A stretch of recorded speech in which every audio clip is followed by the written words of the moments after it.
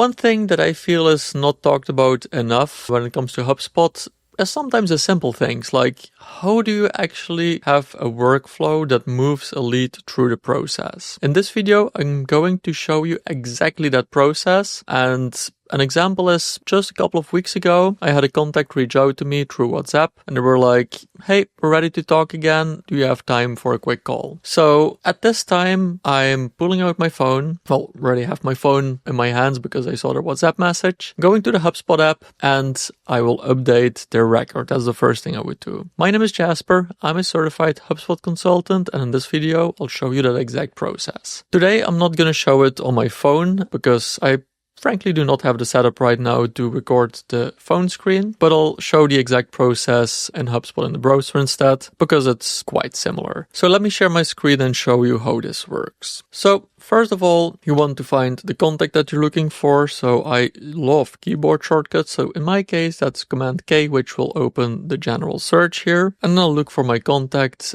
which was Logan Roy, who sent me a WhatsApp message. Believe it or not, Logan Roy can actually send WhatsApp messages. The next thing we want to do is we want to create a record of that message. So here in the top, you can see we have a couple of options, but we don't really see WhatsApp messages here. So we click on more and here you will see log a WhatsApp message. For the ones of you that are paying attention right now, you will see that indeed there is already a WhatsApp message logged right here. And that's because this is the second time I'm recording this video since we had some audio issues in the first take. So here in this WhatsApp message, what I did in my case is I actually copy and pasted the exact WhatsApp message that I received from this person. But in this case, to make it easy for this video, I'll just be like, Logan reached out because he is interested again in our consulting services. And then we'll just log this message right here. And then this will pop up here in just a second. There we go. So that's step one. We got that message. Now, the next thing we want to do is we want to make sure that we have a record of that lead. Before we continue, if you like this video so far, give it a like.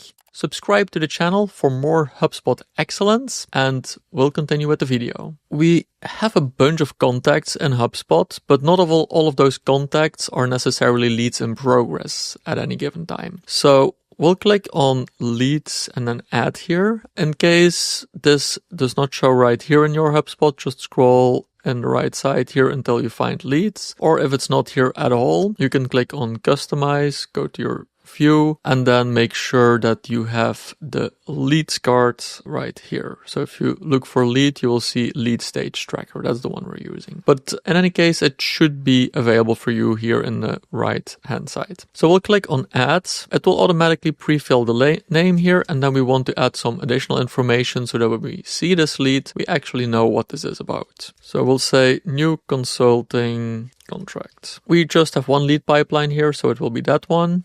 The lead stage, generally you create the leads in the new stage, but here because he reached out to me, we already had a little bit of a conversation through WhatsApp. We just set this to connected because the first stage is where you are reaching out to a person, which means we're attempting. The second step is when they actually respond, which means we're connected, we're having a conversation now, and then we'll get to the other ones in a second. So we'll go to connected. This here is actually an upsell, and it is a hot lead since he reached out himself. So we'll create that lead, and that will live right here. Now, the next thing we want to do is we want to schedule a call. So we have this conversation through WhatsApp. He asked to do that call. Generally, we would click on meeting here, which will allow you to schedule a meeting and would also send the invite to Logan. Since this is a demo account, I don't have my calendar connected here. So I'm just going to do this with log a meeting right here. And we're going to say this is a scheduled meeting. We have this scheduled for tomorrow, and we'll have this meeting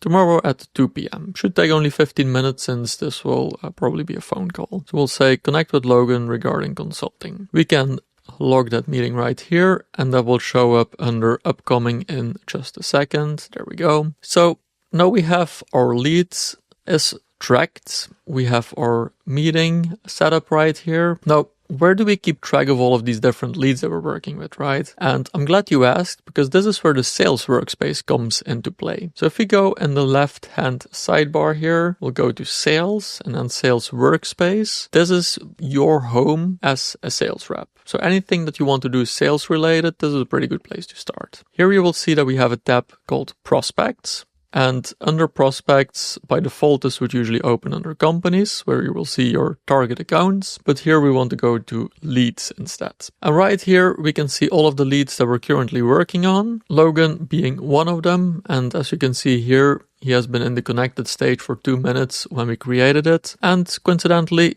Waystar Royco is actually a target account, which is clearly marked here as well. Then we'll also see the lead engagement right here. So when Logan interacts with our website or reaches out to us, that engagement will show up right here. The last activity will show up right here, which was that WhatsApp message. Our next activity will show here as well, which is that meeting. And if there's no next activity, it will actually prompt us to schedule one. So it's always important to stay on top of your leads, of course. And then once we had this phone call with Logan, we of course want to take the next step. So the leads object, basically the leads process right here, sits right in front of our deal pipeline. So the idea is that anytime we're starting to work leads, we'll create this lead. And when we have our conversation, we will have 2 outcomes. Either those leads will be qualified or they will be disqualified. And if they're qualified, that's when we actually want to move them forward to a deal and we get into that deeper conversation. So let's say we had our phone call with Logan, everything went well, and Logan is really excited to get started, but he still, of course, wants to discuss the specifics for the consulting contract here. So we'll click on qualified, and as you can see, this will prompt us to create that deal. So we'll say new consulting contract. This will be our sales pipeline. This also means during that phone call, we already scheduled that appointment with Logan to do our discovery call to learn more about the challenges that he's having right now and the goals that we have for the specific project. We can type in the amount that we expect that this deal will be, the close date we expect for this deal. I know Logan is really excited, so I think this deal is going to really accelerate and go through the pipeline pretty fast. So we'll say next Friday is probably when this deal will close. Deal owner by default will be set as yourself. Then the deal type, this is existing business. This also allows us to do reporting based on what is new business, what is existing business. Priority is pretty high here because Logan is really excited to get started. We'll add timeline activity from the last 30 days from both Logan as well as the company. And in case you have any line items, you can add these here, which would also automatically calculate the amount. So if I would select SEO audit, for example, you will see that now the amount is grayed out because it will go by the contract value for the line items. So let's just leave that for now and pretend that that's our consulting line item here. We can just click on create. And now this deal has been created.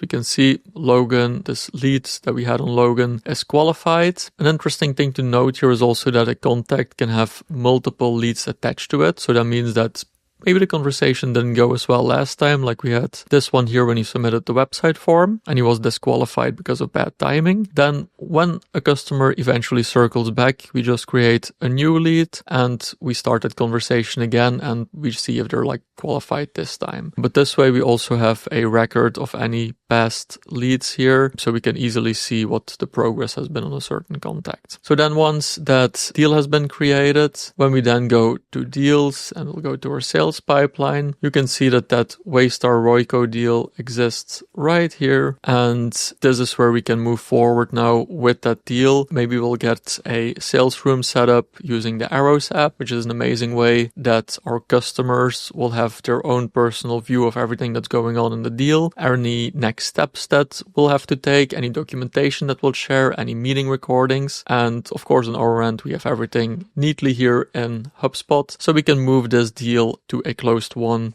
as soon as possible. If you want to learn more about the deals themselves, you can watch this video right here. I hope this was helpful and I'll see you in the next one. Bye.